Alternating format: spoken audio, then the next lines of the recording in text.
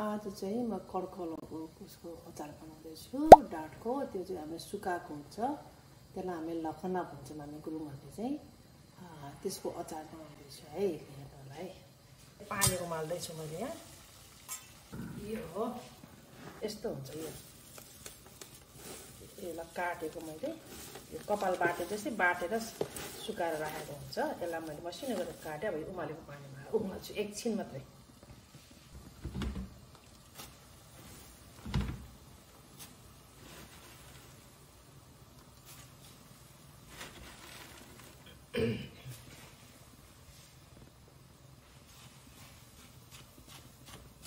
यसलाई धेरै उमाल्नु हुँदैन, एकछिन मात्रै उमाल्ने।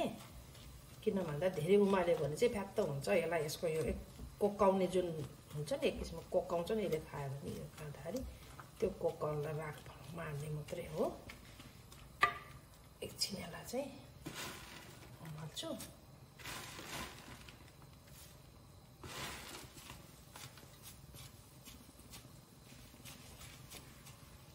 अब चाहिँ यो 3 मिनट जति भयो। अब यतिको चाहिँ यसलाई आगो मारिदिने अनि एकछिन यसो चलाउनु पर्यो। धेरै चलाए पनि यो फ्ल्याट त भइजान्छ। गर्दा एकैछिन यसलाई यही तातो पानीसँगै ढप्प ढाकेर राख्नु पर्यो। किन कोही कोही गलेको छैन, त्यसलाई गलाउनको लागि मात्रै। एकैछिन त्यसपछि यसको पानी म तार्छु।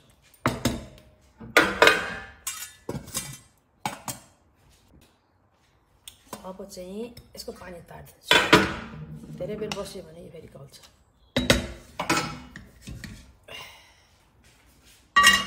यही भाँडामा फेरि मैले पानी बसाउँछु अनि त्यसमा चाहिँ यो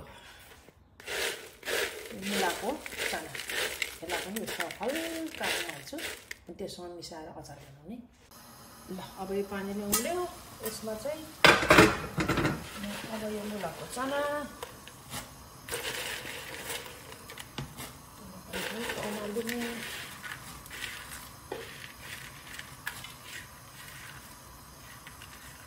अनि करेला पनि छ, सुकेको करेला यो पनि लगाइदिन्छु है।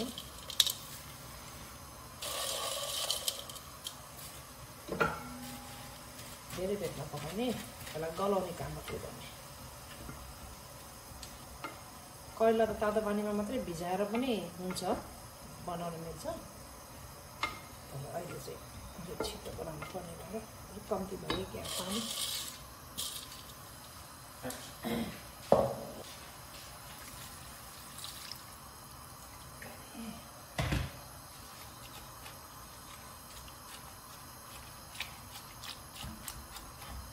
यसलाई अब एकछिन छोपेर पकाउँछु, हल्का गल्नु है त। अब चाहिँ म अचार मोल्छु। भन्दा पहिला तिल राखेँ।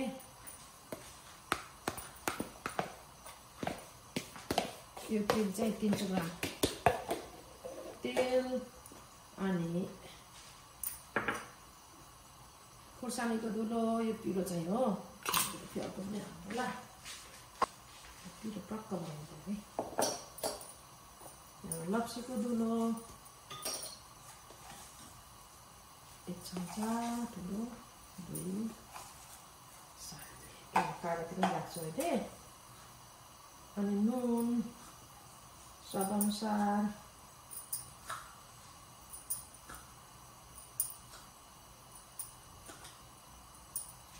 त्यहाँबाट कागती पनि चारे।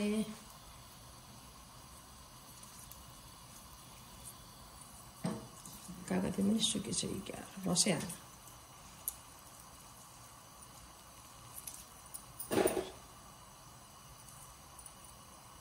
अर्को कागती यसको त रसै छैन त।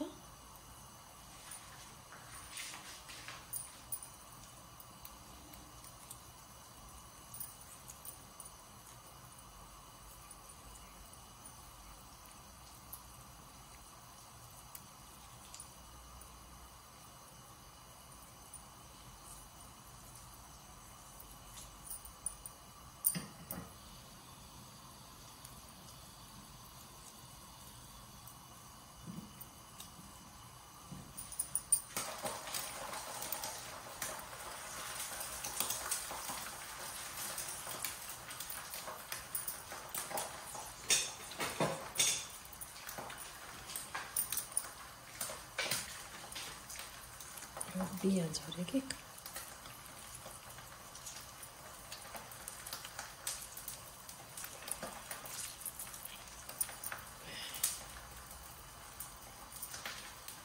अब चाहिँ तेलमा मेथी फुराउनु पर्यो अनि छान्नु पर्यो फुलिसक्यो अब म बेसारमा हाल्छु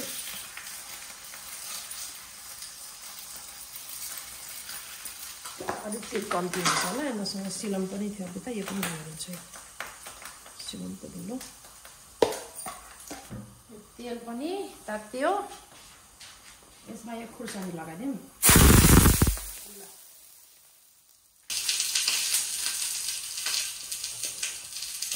अलिक मोलेपछि देखाउँछ है त